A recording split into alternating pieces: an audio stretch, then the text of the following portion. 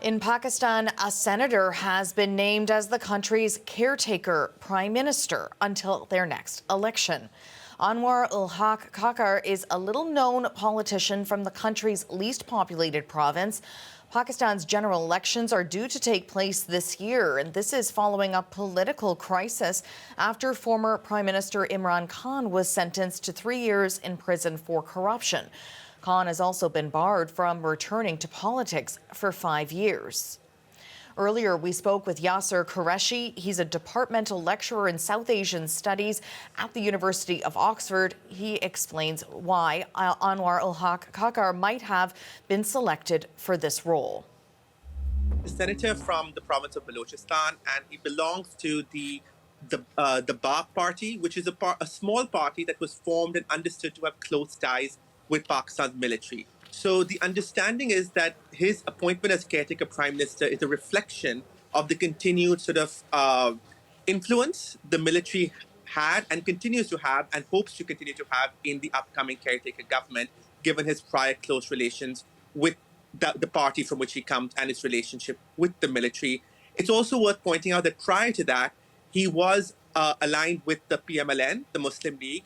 So it's probably the fact that he has a prior relationship with the PMLN and currently has good standing with the military leadership, and that made him a useful choice for all the key stakeholders in the upcoming process. Now, you say upcoming process. We know this election is now supposed to take place, I believe, within 90 days of the dissolution of government. But the Pakistani government announced that there's going to be this new census that's going to be completed. New constituency boundaries have to be drawn. That's going to take a little bit longer. What do you think will be the effect of the delay in this election process? So I think it's important to think about this whole discussion about the census as it's sort of what happened is that a pretext has been created for a delay in elections should one be needed, right? So if the powers that be in Pakistan or the political stakeholders decide we want to see the election delayed till February, March, etc., the question of delimitations is a useful pretext to do that, right? And to move beyond the 90-day constitutional limit that is otherwise present, right?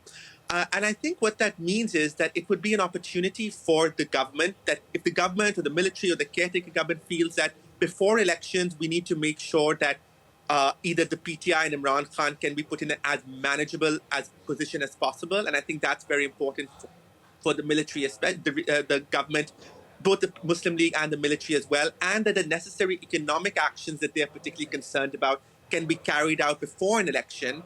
Essentially, it's a way to minimize the uncertainty that the military and other stakeholders feel about what the election result can emerge. And so the longer the delay is a way to ensure they have a result that is most amenable to the powers that be in Pakistan.